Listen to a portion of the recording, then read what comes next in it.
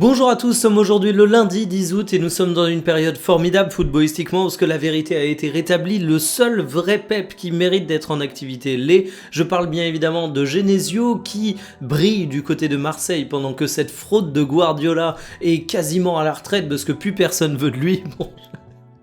J'arrête de forcer avec les blagues, mais vous l'avez compris, on va faire une introduction. On va faire un journal où on va commencer en parlant de Bruno Genesio et de l'Olympique de Marseille parce que franchement, j'ai été entre guillemets négatif avec Marseille dernièrement, pas parce que j'avais envie d'être négatif, mais tout simplement parce que je partageais les nouvelles et qu'elles étaient pas très bonnes et du coup ça donnait des news négatives. Mais je vois d'un bon œil l'arrivée de Bruno Genesio, je trouve que ses débuts sont réussis et je me suis dit que question de pas être que dans le négatif sur Marseille, c'était bien de parler de ça également. Nous évoquerons le rival parisien avec l'officialisation de Lucas Digne du côté du Paris Saint-Germain. On parlera de la prolongation de Gagnou et c'est l'occasion de toucher un mot sur un joueur que je n'ai pas encore abordé dans le journal TMF. Or, il mérite qu'on en fasse des tonnes avec lui. On parlera de Thiago Almada, oui, l'ancien lyonnais. Et on terminera avec Darwin Nunez qui est l'occasion de parler d'un destin particulier, mais aussi de la presse française à travers un truc assez invraisemblable, assez incroyable, vous allez le voir. Installez-vous confortablement et bienvenue pour le journal du jour. Genesio est le sauveur de Marseille. Alors je sais, vous allez trouver que j'en fais trop, je sais, Bruno Genesio il est pas sexy, il est français, on le connaît, c'est pas un étranger autour duquel on peut avoir 1000 spéculations. Genesio tu l'as vu à Lyon, Genesio tu l'as vu à Rennes, Genesio tu l'as vu à Lille, tu sais à peu près à quelle sauce tu vas être mangé, mais en attendant Bruno Genesio, on peut me dire ce qu'on veut dans un contexte olympien où c'est très compliqué.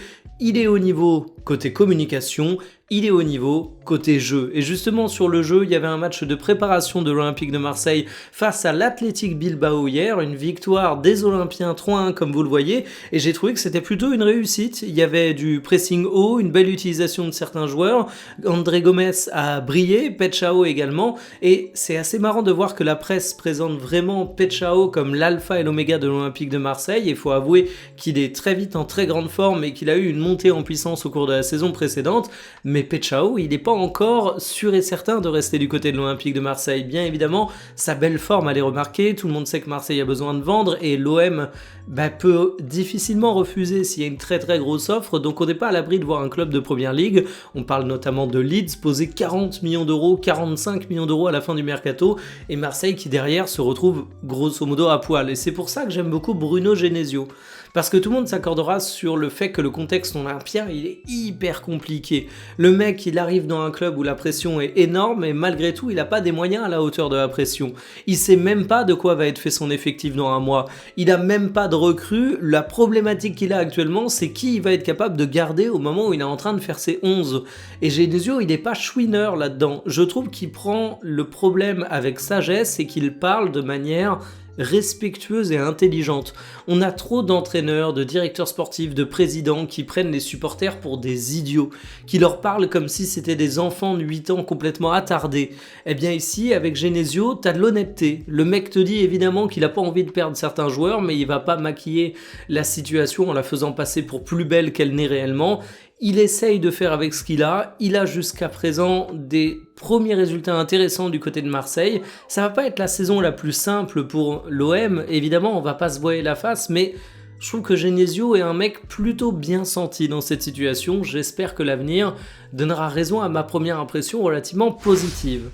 Le retour de l'enfant prodige du côté du Paris Saint-Germain, bon ok, le retour du gros bide, parce qu'on va être honnête, Lucas Digne 2013, 2014, 2015 du côté du Paris Saint-Germain, on a beau me dire ce qu'on veut, on a beau essayer de réécrire l'histoire, c'était une déception absolument monumentale, sauf que c'était il y a une décennie que Lucas Digne, depuis il a changé, il a grandi en tant que joueur, et que du haut de ses 33 ans, c'est un élément autrement plus intéressant qui revient du côté du Paris Saint-Germain, et surtout, à l'époque, il était bloqué par Maxwell, mais il venait pour incarner l'avenir.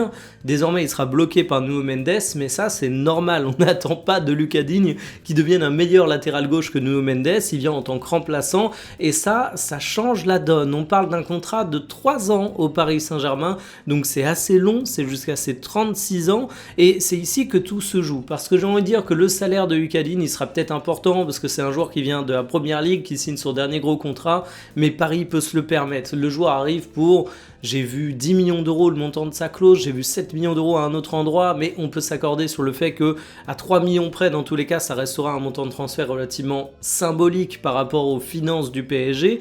Mais vraiment, l'enjeu, c'est de se dire, ok, Lucas Digne à 33 ans, il est à ce niveau-là. Quel niveau il aura à 36 ans? Ce que j'aime plutôt bien avec cette recrue, c'est que déjà Lucas Digne, c'est un joueur qui est parfaitement capable aujourd'hui. C'est un bon latéral gauche. S'il arrive à maintenir ce niveau, il a parfaitement sa place en tant que doublure de Nuno Mendes. Et il y a beaucoup de supporters parisiens qui fantasment le fait de voir un très jeune latéral gauche arriver, monter en puissance, mais ça, il faut arrêter un moment, ça ne peut pas marcher à Paris. Parce que, petit 1, t'auras pas assez de temps de jeu. Pour un jeune, ce serait une problématique à Paris, un peu comme à l'époque de Lucas Digne quand il est arrivé il y a 10 ans. Hein. Et ici, t'as un vieux Lucas Digne qui arrive, donc la problématique, c'est pas la même. Au contraire, s'il joue peu de matchs, ça veut dire qu'il pourra être en forme, il pourra se préserver, donc ça fonctionne bien. Et surtout, beaucoup de supporters du PSG espéraient un jeune latéral gauche en mode il va incarner l'avenir, mais à un moment, soyons honnêtes, Nuno Mendes, il a 24 ans.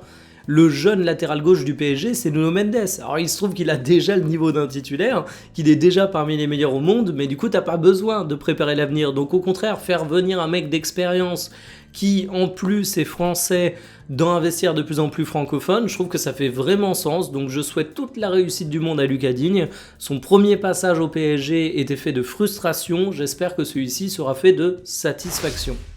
Si vous n'êtes pas lensois, vous n'en avez rien à faire de ce joueur, mais croyez-moi, vous feriez bien d'écouter votre ami supporter du RCL qui est un immonde forceur concernant Gagnou, parce que c'est un joueur absolument extraordinaire et je vais même me mouiller. Moi, je suis persuadé que la saison prochaine ou peut-être dans 2 ans, il fera partie des plus gros transferts du mercato de la Ligue 1 parce que c'est un joueur qui prouve beaucoup de choses. Mais en tout cas, il ne partira pas cet été du RC Lens puisqu'il a prolongé avec son club formateur un contrat jusqu'en 2030 et symboliquement c'est fort parce que le franco-burkinabé a été formé là-bas, c'est la première saison qu'il fait avec l'équipe A, mais alors quelle saison pour Gagnou, il a mis absolument tout le monde d'accord, et d'ailleurs ses stats, elles sont juste indécentes. Physiquement il est monstrueux dans tous les domaines, il dépasse toute la concurrence et défensivement il est à la fois capable d'être un stopper ultra solide, mais aussi un mec audacieux dans le jeu. Il faut se rendre compte que le prolongé c'était loin d'être gagné parce qu'on parlait d'un intérêt du Milan, on parlait d'un intérêt de Leverkusen. C'est un joueur qui a signé une saison de véritable patron,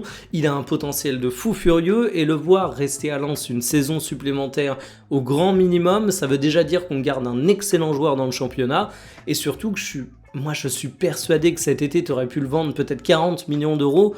Mais alors, s'il refait la même saison au cours de l'année 2026-2027, c'est pas pour 40 millions d'euros qu'il partira, c'est pour bien plus, parce que c'est un joueur qui a vraiment fait une année solide, qui a vraiment un trop gros potentiel pour être ignoré. Donc franchement, hyper content, bien joué aux Lensois, vous avez de quoi vous réjouir.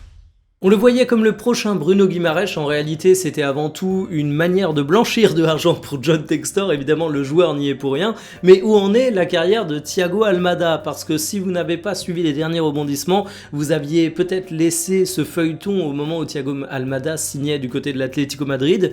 Il a signé une saison intéressante, mais il n'a pas apporté totale satisfaction, il a joué 40 matchs, mais attention que 18 titularisations, c'était pas trop mal, mais pas suffisamment pour convaincre, parce que aujourd'hui, on sait que Thiago Almada, il prend la direction de River Plate, il retourne dans son Argentine natale pour un montant de transfert estimé à 20 millions d'euros, ce qui fait quand même un drôlement beau chèque pour un club argentin. Ils n'ont pas forcément autant de moyens que les clubs européens.